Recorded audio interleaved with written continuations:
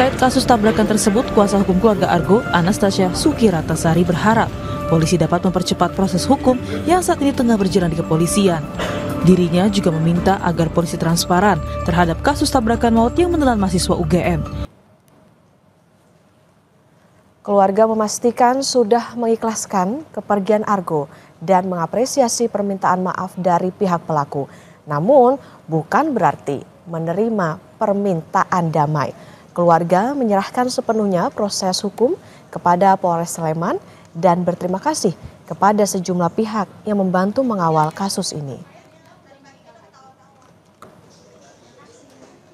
Outstanding pertanyaan kami kepada kejadian, baik itu pelaku yang sesaat sebelum dan sesudah itu tolong dikawal lah gitu loh, sehingga baik aparat dan semua yang berwenang itu betul-betul menjalankan tugasnya dengan sebaik-baiknya. Saya yakin lah bahwa kita masih mempercayakan ini kepada pihak-pihak berwenang termasuk kepolisian maupun kuasa hukum kami.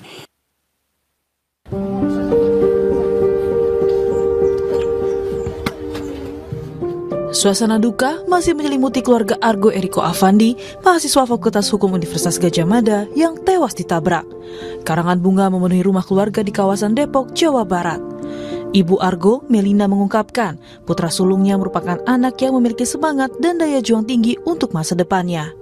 Argo bercita-cita menjadi pengacara dan ingin melanjutkan pendidikan S2 melalui beasiswa LPDP. Namun, cita-cita Argo dan harapan Melina pupus setelah peristiwa kecelakaan yang menewaskan anaknya di Jalan Palagan Sleman Sabtu dini hari. Ya, corporate lawyer, memang anak ini dari kecil sudah bakat membacanya sudah kuat dan penghafalan pun kuat. Setelah ini dia akan mempunyai cita-cita mau S2 di luar negeri melalui LPDP. Sudah dia siapkan dari sekarang, walaupun itu masih 3 tahun ke depan. Itulah luar biasanya Argo. Dia mempunyai tujuan atau semangat yang sangat tinggi, terutama untuk masa depan dia nanti. Dan tujuannya hanya satu, membahagiakan ibunya. Sementara terkait kasus tabrakan tersebut, kuasa hukum keluarga Argo, Anastasia Sukiratasari berharap polisi dapat mempercepat proses hukum yang saat ini tengah berjalan di kepolisian. Dirinya juga meminta agar polisi transparan terhadap kasus tabrakan maut yang menelan mahasiswa UGM. Kuasa hukum juga meminta agar kasus penggantian plat mobil turut diusut dengan terang benderang. Kan ada perkembangan-perkembangan baru ya terkait dengan kasus ini gitu ya.